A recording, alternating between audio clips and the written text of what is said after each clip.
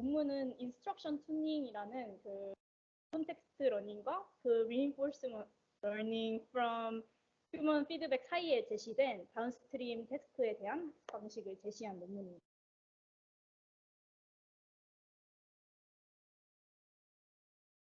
하는 다음과 같고요. 저희 인트로덕션에서 최근 파인 튜닝 외에 그 LLM을 학습하는 방식에 대해서 말씀을 드리고 오늘 핵심적으로 말씀드릴 인스트럭션 튜닝에 대해서 소개를 하고자 합니다.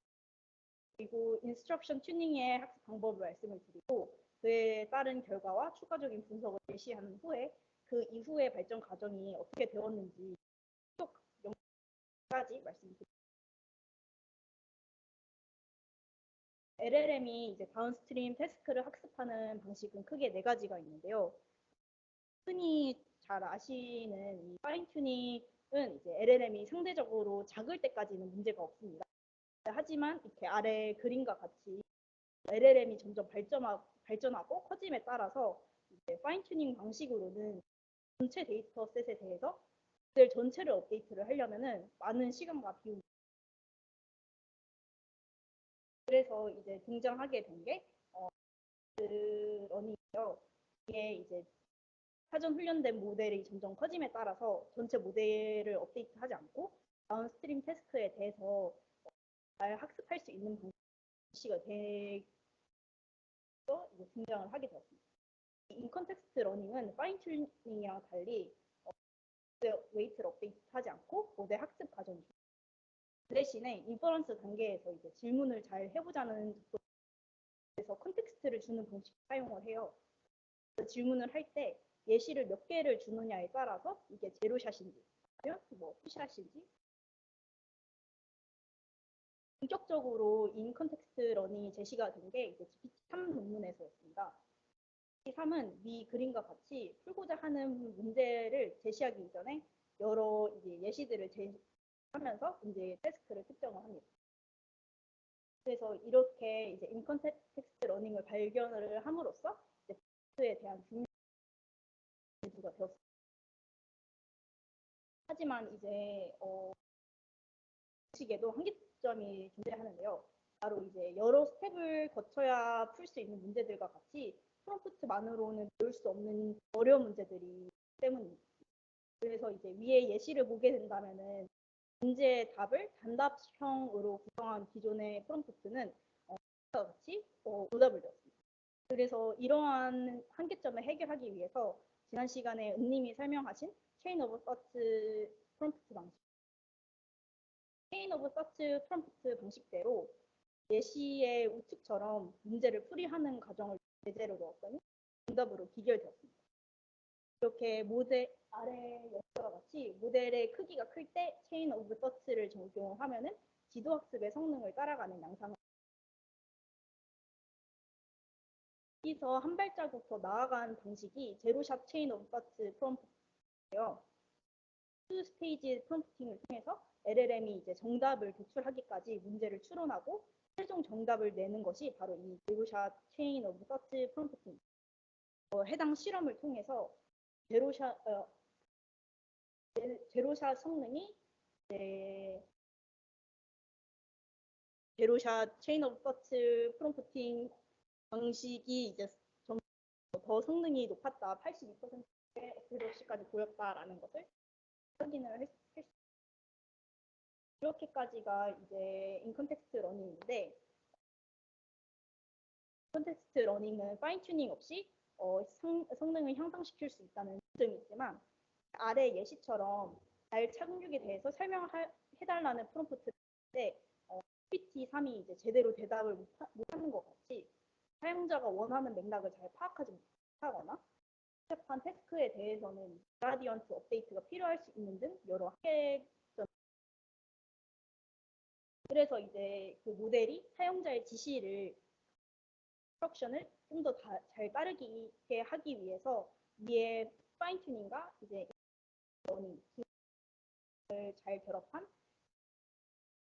방식이 등장을 했는데 그게 바로 인스트럭션 튜닝입니다. 인스트럭션 튜닝은 프롬프트 러닝의 프롬프트 방식과 파인 튜닝의 가중치 업데이트를 결합한 튜닝 방식입니다. 모델에게 이 지시사항으로 기술된 이 태스크들을 슈퍼바이즈드 방식으로 가르치는데요. 이렇게 가르치게 된다면은 모델이 이제 지시사항을 따르는 방식을 학습을 하게 되고, 따라서 그 언신드 태스크를 마주했을 때에도 지시사항을 따르는 방식을 이미 배웠기 때문에 언신드 태스크에 대해서도 잘 추론할 것이라는 아이디어에서 파간이 되었습니다. 그렇다면은 이 인스트럭션 튜닝이 구체적으로 어떻게 하는 것이며 결과적으로 성능에 어떠한 영향을 미치게 될 것인지를 확인해 보도록 하겠습니다. 먼저 저자들은 기존에 존재하던 데이터셋을 이제 인스트럭셔널 포맷으로 변경합니다.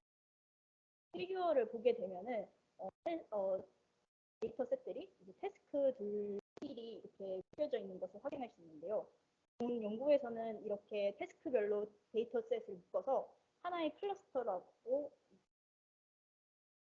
이렇게 이제 12개의 태스크 클러스터를 형성한 다음에 각각의 데이터셋에 대해서 인스트럭셔널 포맷으로 변경. 그때 그 하나의 통일된 형태로 변경해 주는 게 아니라 그 태스크에 맞춰서 10개의 템플릿으로 예시를 가지고 왔는데요. 이 피규어는 그 랭귀지 내추럴 랭귀지 인퍼런스 테스트를 이제 인스트럭셔널 포맷으로 변환하는 과정을 원본 데이터는 프리미스랑 이제 히포테시스가 주어지고 이에 대해서 이 타겟 내용이 그러니까 히포테시스가 프로미스에 이제 인테일 되는지 포함이 되는지를 여부 그거를 산출하는 포맷이었지만 인스트럭셔널 포매팅을 통해서 어느 쪽과 같이 지시문이 추가된 데이터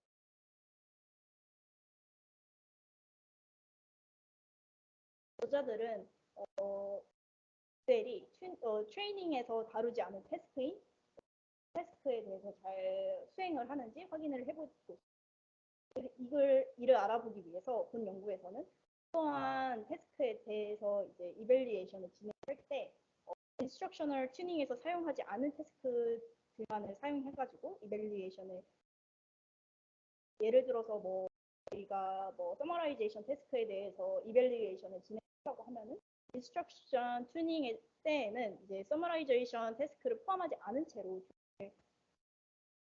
진행을 해서 이벨리에이션을 진행. 실험을 위해서는 람다 PT 모델의 이제 인스트럭션 튜닝을 진행했습니다. 람다에 대해서 잠깐 설명을 하자면은 이제 구글에서 나온 디코더 언니 모델도 바드라는 저희가 잘 아는 모델의 기반 모델이기도 합니다.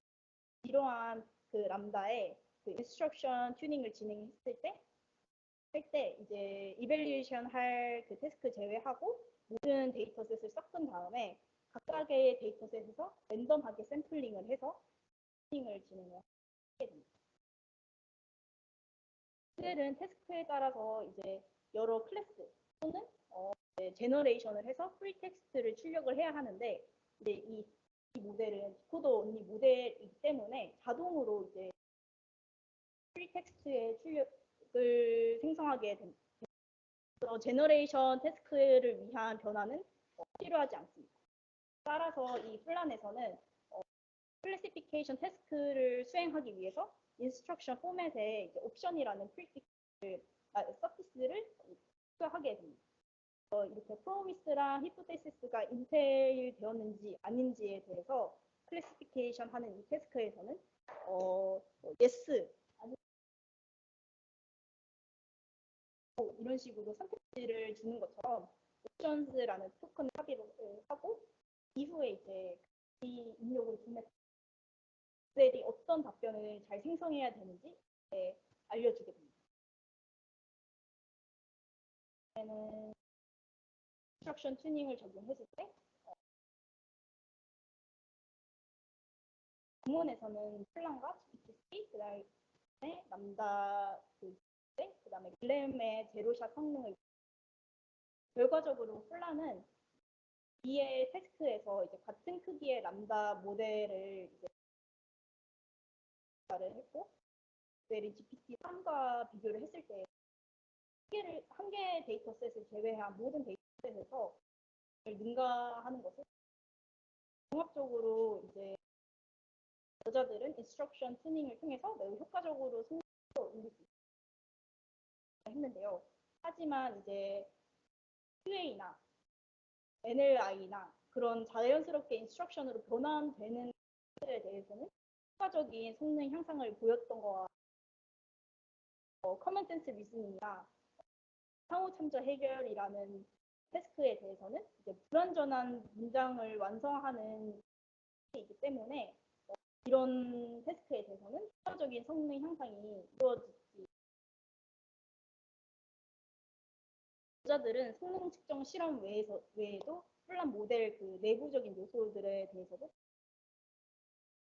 먼저 이 모델의 가장 중요한 장점은 얼마나 인스트럭션 튜닝을 진행해야 이 제로샷 성능이 좋아질까이기 때문에 먼저 저자들은 인스트럭션 튜닝에 사용되는 클러스터, 그러니까 같은 태스크로 묶인 데이터 셋들의 집합의 개수가 언신드 태스크를 수행했을 때의 성능에 어떤 영향을 미치는지.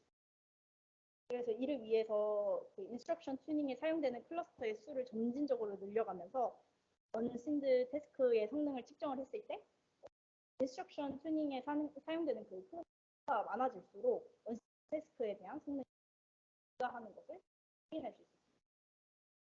다음으로 유저들은 인스트럭션 튜닝을 진행하는 그 베이스 모델의 크기가 튜닝이 주는 성능 향상에 영향을 미치는 측정을 했습니다. 그 위해서 이제 각각 크기가 다른 5개의 모델에 대해서 각각 인스트럭션 튜닝을 진행한 다음에 성능 측정을 진행했습니다. 결과를 살펴보자. 8개 크기까지는 인스트럭션 튜닝 모델이 오히려 성능이 저조한 보이지만 그 이상의 크기를 가지는 순간 이제 튜닝을 통해서 많은 성능 향상이 이루어지는 것을 확인할 수 있었습니다. 그래서 저자들은 이런 결과를 바탕으로 인스트럭션 튜닝의 효과를 얻기 위해서는 일정 수준 이상의 크기를 가진 모델에 적용을 해야 한다고. 마지막으로 이제 저자들이 수행한 마지막 실험은 이제 과연 이 성능 향상이 파인 튜닝에서 오는 것인지 아니면은 인스트럭션에서 오는 것인지에 대해 측정을 했습니다. 그래서 이거를 확인하기 위해서 인스트럭션 없이 그냥 파인 튜닝을 수행한 모델을 만들어서 저희의 모델과 이제 두 가지 방식의 세팅으로 각 모델을 만들었는데요. 첫 번째는 이제 노 템플릿 세팅, 템플릿 없이 데이터셋을 템플릿으로 만들어 것을 빼고 그냥 아예 원본 데이터셋의 인풋을 그대로 모델에다가 넣어서 파인 튜닝을 한 거예요. 두 번째는 이제 태스크와 데이터셋의 이름을 아래와 같이 이런 식으로 인풋과 함께 넣는 형태입니다. 결과는 위에서부터 차례대로 세팅, 그 다음에 데이터셋 네임을 같이 넣어서 그 다음에 플란의 그 결과입니다. 결과적으로 플란이 성능이 가장 좋은 것을 확인할 수 있었고 이와 반대로 그러니까 그냥 원본 데이터셋과 매우 저조한 것을 확인할 수 있었습니다. 따라서 위에 비교 실험을 통해서 힌트 태스크에 대한 제로샷 성능은 단순한 그 파인 튜닝이 아니라 인스트럭션과 함께하는 그 파인 튜닝이 결론적으로 인스트럭션 튜닝이 이제 간단하고 직관적이고 그다음에 보지 못했던 데이터에 대해서 일반화를 잘 한다는 장점이 있지만 위와 같은 템플릿을 만들고 수집함에 있어서 이제 비용이 많이 든다는 한계가 있으며 그다음에 LM의 오브젝티브와 사람이 원하는 바가 잘 맞지 않는다는 한계점이 있을 수도 있습니다. 그래서 이제 등장을 한 게 이 문제를 개선하기 위해서 인스트럭션 튜닝에서 더 나아가 reinforcement learning from human feedback이라는 기법이 제시가 되었습니다. 기판에 인스트럭션 튜닝 기법을 적용을 한 게 인스트럭트 GPT. 거기서 여러 번의 슈퍼바이즈드 인스트럭션 튜닝을 통해서 GPT 3.5의 기반 모델이 만들어졌습니다. 그 챗GPT는 그 기반 모델에 그 reinforcement learning from human feedback을 적용을 해서 만들어졌습니다. 인스트럭션 튜닝의 한계점에서 말한 것처럼 그 사람이 원하는 바와 잘 맞지 않을 수도 있다는 해결하기 위해서 사람의 평가, 휴먼 피드백을 최대하기 위해서 reinforcement 러닝을 사용하는 여기까지가 발표입니다. 들어주셔서 감사합니다. 그리고 이 발표는 CS24N의 이제 최신 강의를 이제 참고를 했습니다. 감사합니다.